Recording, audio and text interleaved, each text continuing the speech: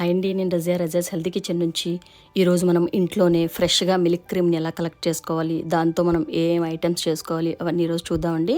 మనం చాలా సింపుల్గా మనం ఇంట్లో మిల్క్ క్రీమ్ని కలెక్ట్ చేసుకొని దీంతో మనము విప్పింగ్ క్రీమ్ రెడీ చేసుకొని ఐస్ క్రీమ్స్, కేక్స్ ఇలా చాలా ఐటమ్స్ మనం చేసుకోవచ్చండి. చాలా సింపుల్గా మనము ఇలా విప్పింగ్ క్రీమ్ని కూడా ఈజీగా ఇంట్లో రెడీ చేసుకోవచ్చు. దీనికోసం మనము డైలీ మనం తీసుకునే నార్మల్ మిల్క్తోనే మనం చక్కగా మిల్క్ క్రీమ్ని రెడీ చేసుకోవచ్చండి. బయట నుంచి మనం పర్చేస్ కూడా చేయకుండా ఇంట్లోనే చక్కగా ఇలా రెడీ చేసి పెట్టుకుంటే చాలా సింపుల్గా మనం ఇంట్లో ఐస్ క్రీమ్స్, కేక్స్ చాలా ఈజీగా చేసుకోవచ్చండి. దీనికోసం నేను ఇలా మార్నింగ్ ఇలా మిల్క్ క్రీమ్ని పాల మీద నుంచి ఇలా కలెక్ట్ చేసుకుంటానండి. ఇది మనం డైలీ తీసుకునే మిల్క్ అండి. ఇది ఇలా చిక్కటి పాలైనా ప్యాకెట్ పాలు అయితే కొంచెం ఎక్కువ పాలు తీసుకొని ఫ్రిడ్జ్లో పెట్టాల్సి ఉంటుంది. అదే మామూలుగా మనం గేదె పాలు అయితే మనకి లీటర్ పాలతోనే చక్కగా ఇలా చక్కటి క్రీమ్ పైకి ఇలా ఫామ్ అయిపోతుందండి. మనం డైలీ తీసుకునే ఈ పాలని ఒక 8 అవర్స్ మనం ఫ్రిడ్జ్లో పచ్చి పాలను పెట్టేస్తే మనకి పాలపైన ఇలా చక్కటి క్రీము ఫామ్ అవుతుందండి.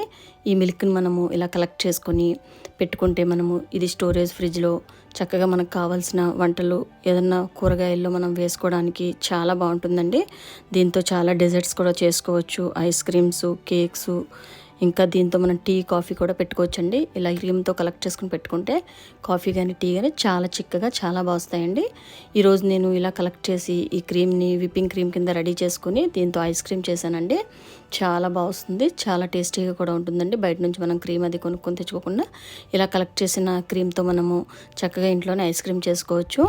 ఇలా మనం ఈ క్రీమ్ని ఫ్రెష్గానే ఎప్పుడు కలెక్ట్ చేసుకోవాలండి. ఇది ఎక్కువ రోజులు స్టోరేజ్ ఉంచి దీన్ని కుక్ చేసుకుంటే అది స్మెల్ వచ్చేసి టేస్ట్ అసలు బాగోదండి.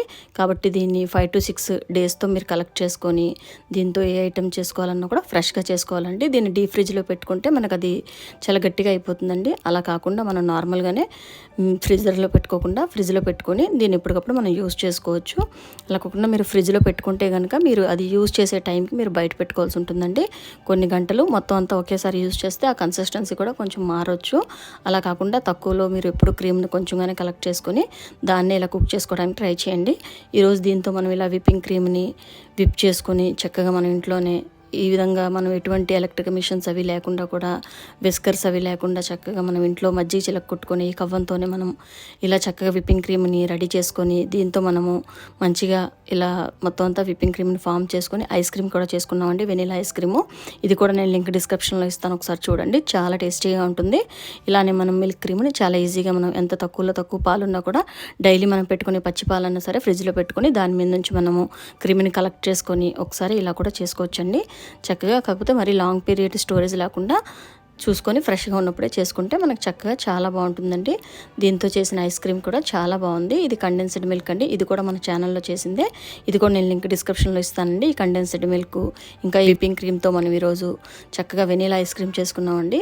చాలా బాగుంటుంది. ఇది కూడా లింక్ డిస్క్రిప్షన్లో ఇస్తాను, ఒకసారి చూడండి. సింపుల్గా మనము ఇలా ఇంట్లోనే విప్పింగ్ క్రీమ్ని రెడీ చేసుకొని దీంతో మనం ఐస్ క్రీమ్ చేసుకోవచ్చు. కండెన్స్డ్ మిల్క్ కూడా మనం ఈజీగా ఇంట్లో చేసుకోవచ్చండి.